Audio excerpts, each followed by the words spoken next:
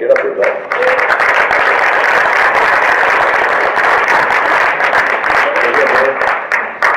Hey, everybody.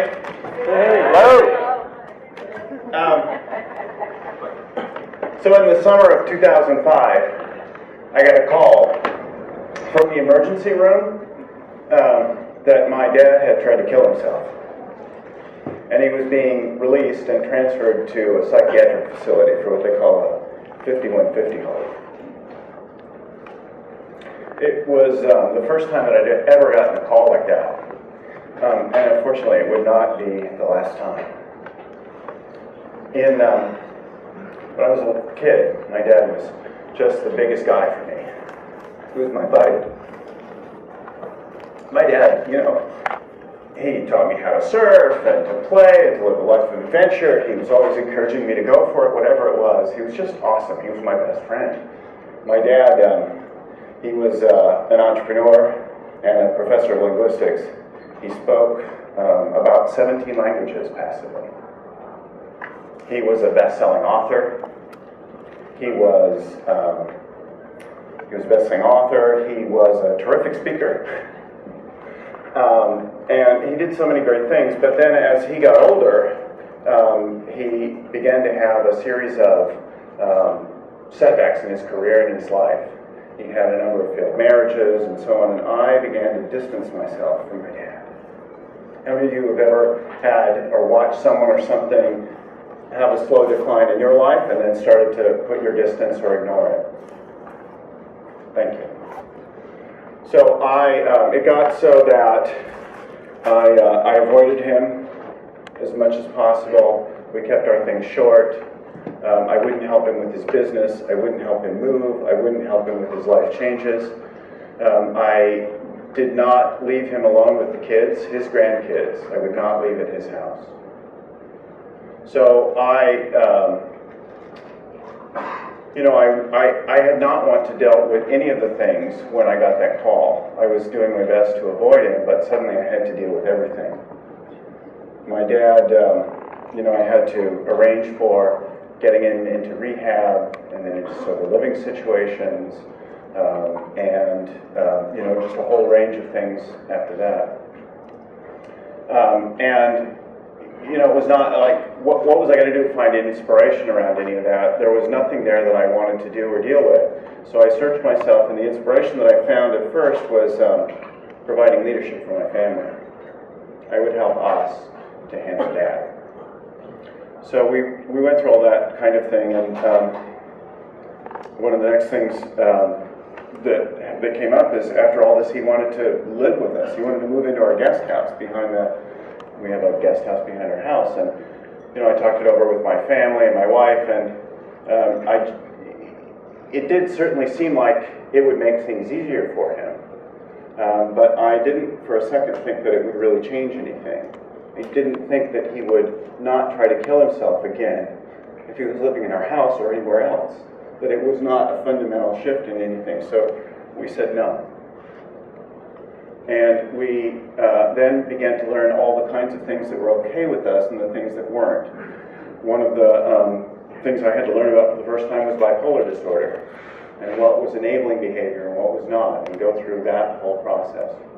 So we began to set our things with that, and we worked out a kind of an uneasy relationship. And I remember a really interesting time came a little while later, and at a really unusual moment, we were by the pool with the kids and the family. My dad was there on a great Sunday afternoon kind of a moment, and I just lost it. I just screamed and yelled and swore at him for everything that he'd done.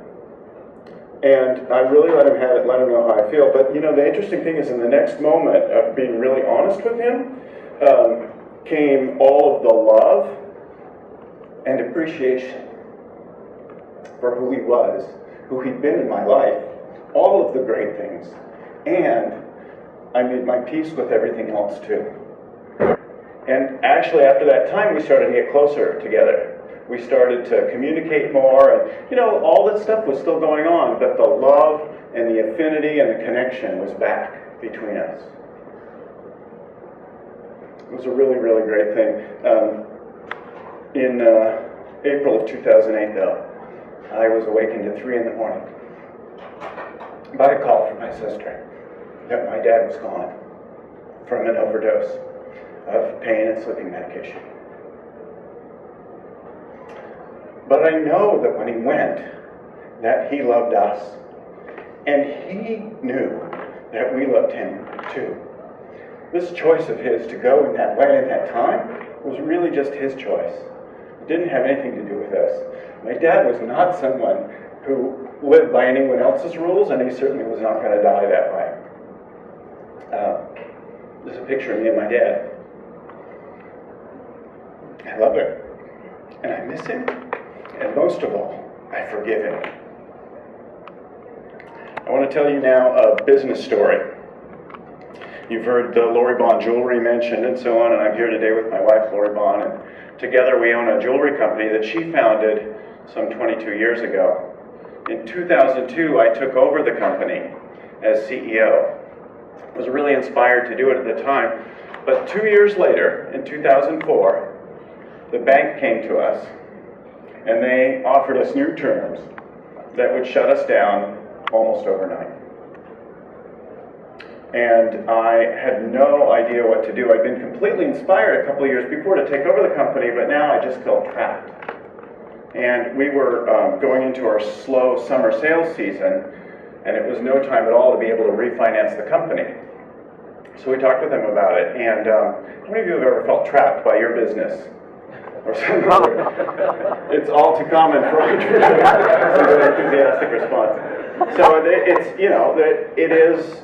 it's an all too common reality. Well, I felt completely trapped. I had no idea what to do. Although I'd been inspired, I now was at a very different place. So I had conversations with them, and here's what they said. They said, look, if you can't refi, if you don't know what to do, then you should just sign over your house and shut down. It'll be better for all, and you can get on with the rest of your life. Fuck that. That wasn't my first reaction. My first reaction was, oh my God. And all I could see was that if I screwed this up and I lost the house, that my wife would leave me and I would lose my family and my kids. That's what was real for me. Now these guys, they didn't care about any of that. They were just like, hey, whatever, it's business. So I looked to myself and I thought about all of it, and I realized I really, really did want to quit. I knew how to start a business. I knew how to restart a business. I had no idea how to deal with this. But something about it bugged me. So I searched myself again, and I looked for where I could find inspiration. And I thought about my kids. And what's the lesson that I wanted to teach them about dealing with adversity and challenge in life? And that completely changed everything for me. So I did something that I've never done before. I went to my entire team, all the people around me, and I opened up about a really big, hairy money problem. I went to the team and I told them everything that we were dealing with. I told them all the things that we had. I told them all the things the bank had said, and I told them I had no idea what to do next. But I gave them a choice. I said, you can quit now and I will not hold it against you. I will help you find another job, we'll get you unemployment, or you can join me in this fight. And I promise you, I will not quit. They will have to shut it down and lock it up and bring the sheriff in to take it all away from me. So it was really great. Nobody left. Everyone stayed and joined in the struggle. It was an amazing thing. I didn't know what to do, but in opening up with people and sharing with what I was dealing with, things started to happen. I found a way to force a settlement with the bank. And the team found a way to change the entire strategy of the company and to sell off old inventory and free up cash. And then we started to land all kinds of new accounts. We got on QVC for the first time. It was an amazing time. I've never been more proud of a team. This is a funny picture of that team. They were celebrating this, the engagement of this woman who was on our team. Hilarious, ridiculous. I've never been more proud of a team or myself. We set record profits and record sales the next year. We landed big new accounts. It was just an amazing thing. I'm going to move forward now 4 years to 2008. Hunter just spoke about the surprise that we all got in 2008. How many of you started your company right around 2008? Okay, a few. And how many after 2008? And how many of you have been through, or went through this or other serious global economic setbacks? All right, so it's not, this was not a kind of a thing that was unique to us. This was something that was, to us as a company, like the bank thing, this was something that was happening to all of us, all over the world. And we make and sell silver, premium, designer jewelry. And nobody wanted anything like that in 2008. So it didn't take a lot of inspiration to cut costs, to slash things, to lay people off, to get. That was pure survival. But when a game is up, when a game is really up, you've got to invent a new game to play. So we looked around and we thought about our history, we thought about what was happening in the world, we thought about what mattered to people, what people were buying now. And, before then, we used to do 12 new collections a year, over 1,000 new styles. It was design, sell, produce, make, mark down, move out, close out, repeat. 2 designers, all that stuff again and again. We were completely exhausted by it. But we looked at the things happening in the world, and we had some ideas. We now, though, had no money, reduced staff, all kinds of things. So we did some very bold things. We picked a couple of our ideas, and we bet everything on those. And then I went to our suppliers, and I said, I have no idea if we're going to survive. I don't know if I can pay you. I don't know if we'll ever pay you. But we will remember if you help us. We will remember if you work with us. I got 90% off some of our biggest fixed costs for a year. I got all of our staff to give us 20% pay cuts and work extra hours. We went to some of our biggest suppliers and we said, hey, we want to start producing new products and we have no money at all. No money for deposits on production, no money for any of that. And we got massive lines of credit from some of them. So, not everybody said yes to us, but enough did. And then some of the things that we were working on started to hit. Some of the things started to click in. This is where I was with my kids. I was there with the kids. I was on that ski lift in Lake Tahoe with my son when I got this really excited call from my sales team in Atlanta. They were at a trade show, the first time we were at this trade show in Atlanta, and they were calling to tell me that they just broke $1 million in sales at one show. They were out of their minds, and I started to cry. You know by now I cry kind of easily. My son's like, are you okay, Dad? You look happy, but you're crying. He's familiar with me now, too. We finished that show 5 times, a 500% increase of any prior show record that we'd ever done.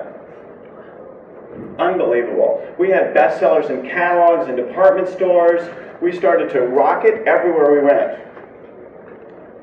And then we went from 40 independent specialty stores to 370 in 18 months. We were completely rocking the whole thing. It was just unbelievable. So I've learned through these events and through other stories like them a few simple things to restart my own fire, to light myself up when life kicks me in the teeth. And I want to share them with you here because I think they're really easy for everyone to use.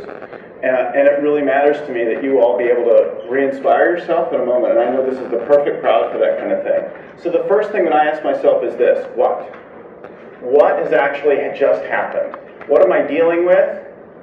How do I feel about everything? What am I afraid of? I get and embrace the current situation. How many of you avoid looking at things, have avoided answering the phone or opening your bills? Letting it the honest ones. Yeah, so this first part takes courage in and of itself. Just really getting all of it. Take it all in. What's just happened? All right, the next thing I ask is this: so what? Now, some of you have seen this kind of progression. What? So what? And you may be familiar with this as a part of some kind of self-reflection, but there's another way to ask, so what? And that's kind of with a shrug of acceptance, where you let go of everything that you got and what. That's like, so what? So you can ask that and say that in that way when you really get everything and what? You get everything that's gone on and everything that you're afraid of. All the kinds of things that are running you, that you're worried about, all that stuff that I was worried about my wife and everything, just take it all in, embrace it all, and then let it all go. Let it all go. Keep giving it all up. So what? So what? So what's next? So what? They're going to kill me? What's going to happen? What if I lose my house? Then what? All right. So you get to a place where you've really taken it all and you've accepted it all. You get to a kind of a place of lightness. And that's when you can ask this next question, now what? Once you've really let it all go, when you ask the question, now what? New things start to occur. New ideas and new inspirations will occur for you. I want to leave you now with a story about a woman who was in one of my workshops only about 2 years ago. And she heard me share my stories and ideas with her, and she realized that day, sitting in that chair, that she didn't have any relationship with her mom. She'd left the house as a teenager, and she'd had no contact, no conversation, nothing with her mom in over 30 years. She suddenly saw that that couldn't go on a minute longer, and at the next break she got on the phone and she called her mom. Not her mom, she had no idea where her mom was. She called her extended family to find out what was so about her mom, where her mom was, what the deal was, just to get the story. And it took a lot of courage just to do that. She found out that her mom was very sick, and so she bought an airplane ticket for the next day. The next morning she got on a plane and she flew to New York. She found her mom in a hospital. Her mom was indeed very, very sick. She sat with her mom that day for a whole day, sitting there with her mom, and she said, I'm sorry, I love you, and I forgive you.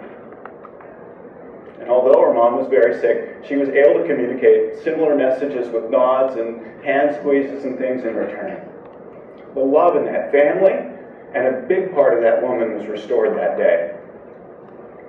She flew home the next day back to her work with a whole part of her life back together. And later that week, her mom died.